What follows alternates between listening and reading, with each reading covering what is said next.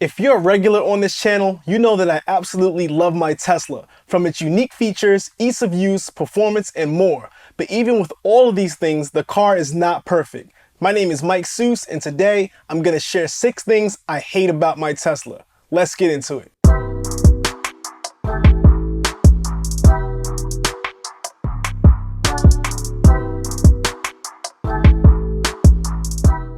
Now, before we start, all of the things I mentioned are from my personal experience. Some of these things people will have no problem with and others will. I also want to mention that no matter the negatives, my Tesla Model 3 is still hands down the best car I've ever owned. So here's what I'm going to do. I'm going to start with the thing that I hate the least and then end with what I hate the most. Thank you to Recurrent for sponsoring this video. Stay tuned to learn how you can get a free battery report for your electric vehicle. So the first thing I don't like is that with all of Tesla's cool features and entertainment, it's missing one thing in my opinion, and that is Apple CarPlay and Android Auto. Now, Teslas are equipped with the most advanced entertainment features on any car, period. You can control your entire car from the huge 15-inch touchscreen, which provides navigation and maps from Google Maps, entertainment like YouTube, TikTok, Netflix, and more, as well as music apps like Spotify, Tidal, and recently added Apple Music. You can play full video games with the controller, browse the internet with a full internet browser, and even produce music in the Tracks app.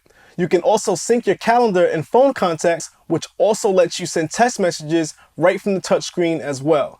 That all sounds great, and trust me, it is. But sometimes you want to use other apps like Apple Maps or Waze, which are far better navigation apps that give you better visuals and important information while driving. Or maybe you want to use other charging network apps like PlugShare, ChargePoint, and Electrify America for more charging options when in a pinch. With Apple CarPlay, you can also get notifications from your iPhone, which is very convenient while driving, and you can get access to a handful of third-party apps like Weather, Audible, and even WhatsApp. And this leads me to my favorite feature, iMessage. Now listen, not having Apple CarPlay is not a deal breaker, as the Tesla's interface is just fine. But the thing is, CarPlay is available in over 600 cars by over 70 car brands. It literally comes with every car except Tesla. So yeah, there's that.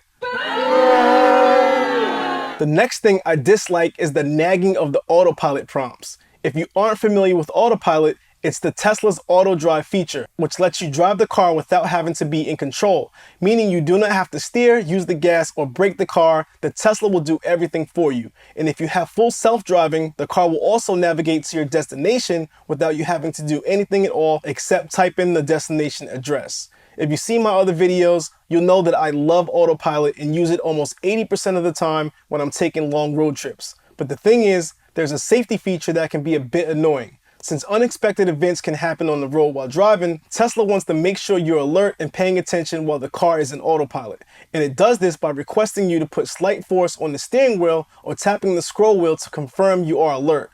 Now, this alert will happen less or more frequently depending on the speed you're traveling. Since normally I use autopilot on the highway, the car is usually traveling at higher speeds. And the higher the speed, the more frequently you'll get the prompt, which sometimes is unbearable to keep grabbing the wheel almost every 10 seconds, making the whole point of autopilot useless. With that said, I still use autopilot because it's more convenient and puts less strain on my arms and legs on road trips, but I'm hoping that Tesla will figure out a way to maybe use the cabin camera to scan your eyes to show that you're looking at the road instead.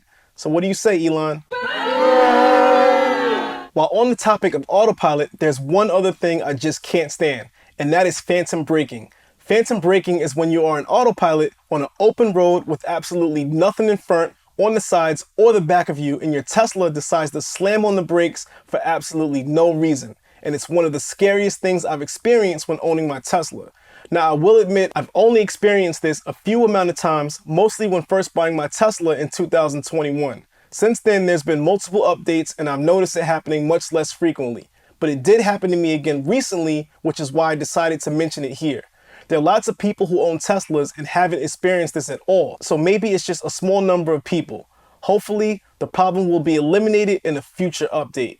Alright, now we're getting closer to the final 3 things I really cannot stand. What do you guys think so far? Would you consider these things deal breakers? How about you Tesla owners out there? Do you agree or disagree with these pet peeves so far?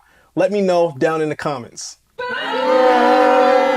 One of the main things that I dislike about owning a Tesla is how long it can take to charge your car at a supercharger station. For those of you who aren't familiar with Tesla supercharger stations, it's like a gas station for electric vehicles. Superchargers make it convenient to charge your Tesla by just backing your car into a stall and plugging your car in. There are no buttons to push, no cars to swipe or anything. Just plug in, charge up, and leave.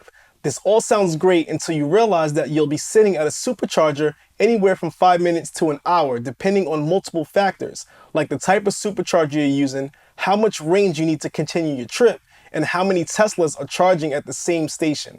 Now hear me out. Depending on which Tesla you own, you'll have 272 to 405 miles of range with a single charge. And if you commute within your Tesla's range capacity each day, you won't need to worry about this because most likely you'll be charging your car overnight at home and you'll never need to use a supercharger. But if you're like me and often take long road trips, it begins to hit hard when you have to stop and charge multiple times throughout your trip, anywhere from 5 minutes to an hour for each stop. This can easily turn an 8-hour trip into a very annoying 11-hour trip. Tesla does try to alleviate the pain by doing these two things. One, by placing superchargers in locations where there are things to do to pass the time, like restaurants, shopping malls, and even more. I even stopped at one in a bowling alley. And second, loading your car with entertainment like Netflix, YouTube, video games, internet browser, karaoke, and more. These things help since you usually have to stop for a bathroom break and maybe get some food during long trips. But in this situation, I would really prefer the speed of a normal gas station. While we're on the topic of batteries, the next thing I hate about my Tesla is battery degradation. If you don't know what battery degradation is, it's when your battery starts to lose the amount of energy it can store over time. Tesla's battery will last you from 300,000 to 500,000 miles. But during its lifetime, the capacity will begin to get lower and lower, which can result in reduced range, power, and overall efficiency.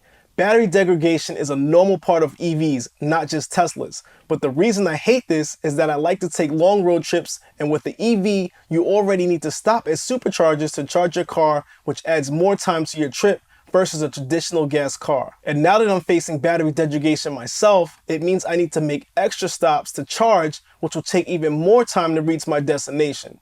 There are measures you can take to slow down battery degradation, like capping your charge limit to under 100%. But this won't completely stop it. What you can do is keep an eye on your battery health with Recurrent. Recurrent makes it easy to track your battery's health with free monthly battery performance reports to give you confidence when buying and owning electric cars, making EV performance, value, and range over time more transparent. The EV owner insights allow you to compare your daily battery data to that of thousands of similar vehicles, and after authenticating just once, you'll receive a free updated report every month. Range scores are created with EV shoppers in mind. They're designed to give you a snapshot of the current expected range compared to what it was when the vehicle was new, giving you confidence when shopping for a used EV. Recurrent reports are like Carfax reports, but for EVs. This report can also be good to use when selling your EV, providing the buyer with data to show that your car has a good battery. Now, I do want to mention that the reports are not complete solutions to battery health, as they do not include features the average car buyer does not have access to, like chemical testing and onboard devices. Sign up for Recurrent today and get your free report with the link down in the description. Now for the one you've all been waiting for, the one thing I hate about my Tesla more than anything else on this list. And that's when using the window washing fluid to clean your windows. The fluid enters the car through the driver's side window and completely soaks the door and gets into the creases and trim, and also the window buttons. Some of you might think I'm crazy, but anyone who owns a Tesla Model 3 knows exactly what I mean.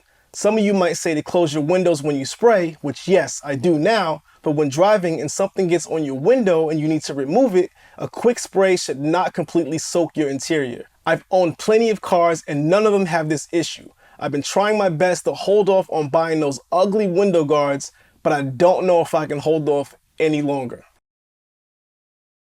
And there you have it, 6 things I hate about my Tesla. As stated before, all these things I mentioned are from my personal experience, and no matter these negatives, my Tesla Model 3 is still hands down the best car I've ever owned.